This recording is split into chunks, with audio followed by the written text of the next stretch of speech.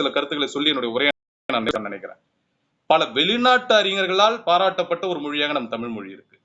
கிட்டத்தட்ட சங்க இலக்கியத்துல 26,350 அடிகள்.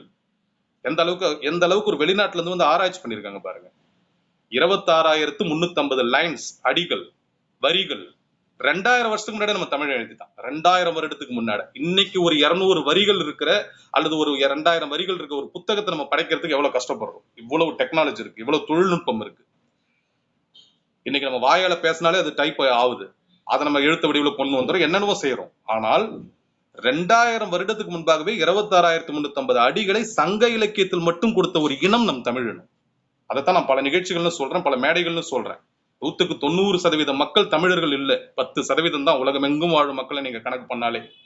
ஆனா 195% இலக்கியங்கள் தமிழ்ல இருக்கு, 195% புத்தகங்கள் தமிழ்ல இருக்கு. அப்ப இந்த தமிழ் சாதாரண மொழியா இருந்திருக்க முடியுமா?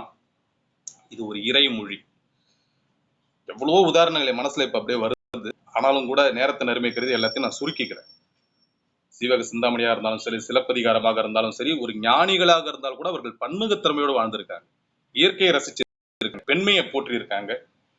தமிழனுடைய இலக்கணமாக நம் செம்மொழின்னு நம்ம சொல்றோம். இந்த நேரத்தில் ஒரு முக்கியமான தகவலை நான் இங்க பதிவு செய்ய விரும்புறேன். ஒரு மொழி செம்மொழியாக அறிவிக்கப்படணும்னா 11 விதமான அந்த அடையாளங்கள், 11 விதமான குறியீடுகள் அதுக்கு இருக்கணும்.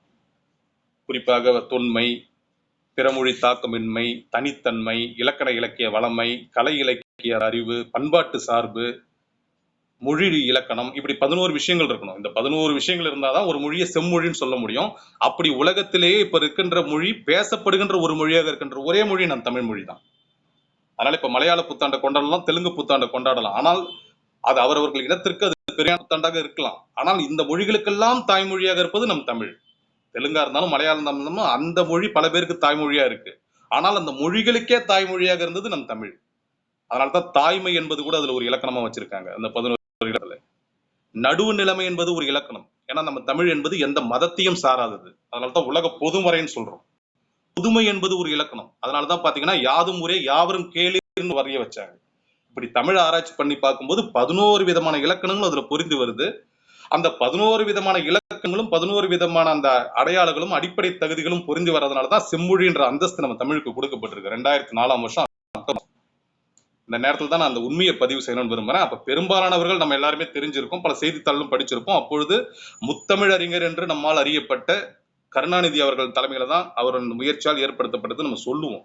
ஆனால் உண்மையான விஷயம் என்னவென்றால், தமிழினத்தின் தலைமகனாக, ஒவ்வொரு இந்தியனின் இதய சிம்மாசனத்தில் அமர்ந்திருக்கும் தங்க மகனாக, இந்த உலகமே வியந்து பார்த்த ஒரு உன்னதமான மனித பிரிவு டாக்டர் அப்துல் கலாம் அவர்களுடைய முயற்சியில தான் அந்த முயற்சியே முன்னெடுக்கப்பட்டுச்சு. அந்த வரலாற்று உண்மையை நான் இங்க பதிவு செய்யறேன்.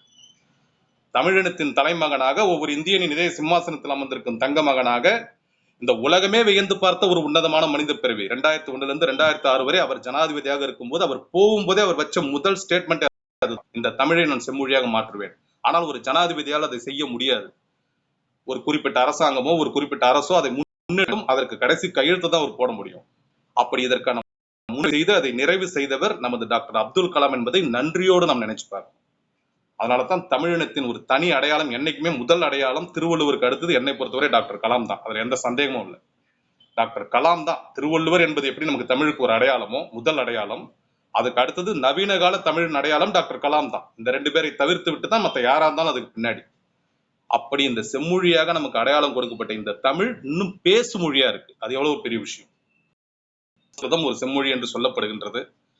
ஞானானந்தமயம் நேதம் நிர்மல ஸ்படிகாகிருதம் ஆதாரம் சர்வ வித்யானம் ஸ்ரீ ஐகிரவே உபாஸ்மகே என்று ஒரு அருமையான ஒரு ஸ்லோகம் இருக்கு.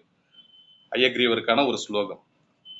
சர்வ கல்யாணதாதாரம் சர்வ பாபத் கணவாரகம் அபார கருணாமூர்த்தி ஆஞ்சநேயம் நமாமியகம் ஸ்ரீ ராமதூத மகாதீர ருத்ரவீர சமுத்பவ அஞ்சனா கர்ப்ப சம்பூத வாயுபுத்திர நமஸ்துதே அஞ்சனா கர்ப்ப சம்பூத குமாரம் பிரம்மாசாரிணம் துஷ்டகிரக விநாசாய அனுமந்த முபாஸ்மகே அசாத்திய சாதக சுவாமி அசாத்தியம் தவகிம்பத ராமதூத கிருபாசந்தோ மத்காரியம் சாதய பிரபு மனோஜாலம் மாரதுல்ய வேகம் ஜிதேந்திரியம் புத்திமதம் வரிஷ்டம் வாதாத்மஜம் வானர யூத முக்கியம் ஸ்ரீ ராமதூதம் சிரசா நமாமி.